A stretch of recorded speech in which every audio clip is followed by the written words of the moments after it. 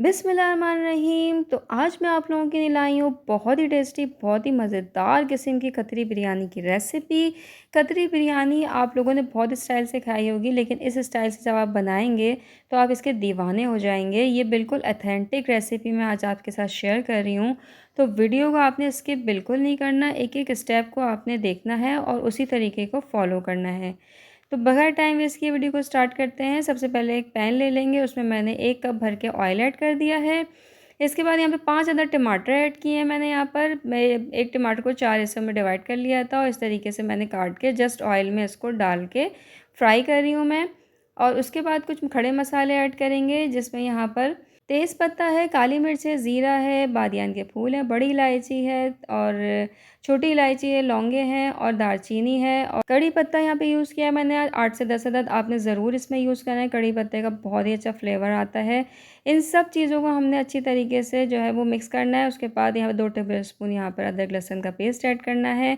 खतरी बिरयानी की जो ख़ास बात होती है वो होती है टमाटर की चटनी। ये टमाटर की चटनी पहले हम इसको बनाएंगे अच्छी तरीके से। टमाटर इसमें बिल्कुल पीस के नहीं डालना है आपने।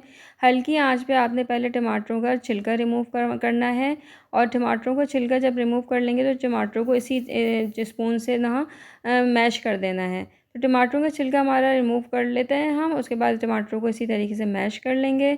मेन जो इसकी जो थोड़ा सा टाइम लगता है खतरी बिरयानी में, वो टमाटर की चटनी ही बनाने में लगता है, जैसे कि हम कढ़ाई वगैरह में बनाते हैं।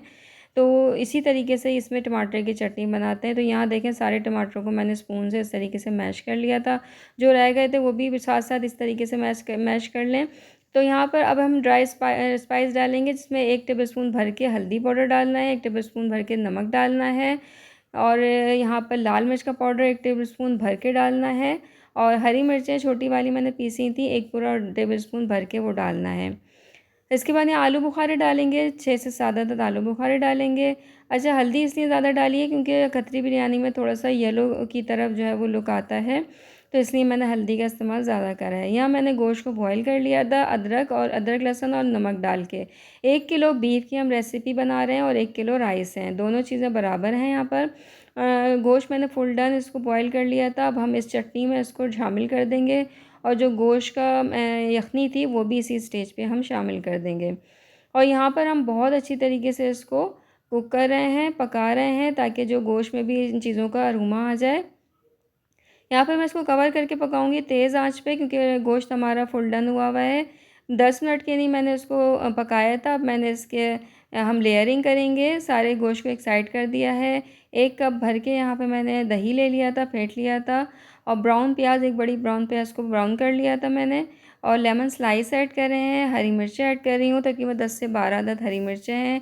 1 पूरे गड्डी धनिए की, 1 पूरे गड्डी पुदीने की है यहाँ पर, वो ऐड कर रही हूँ मैं।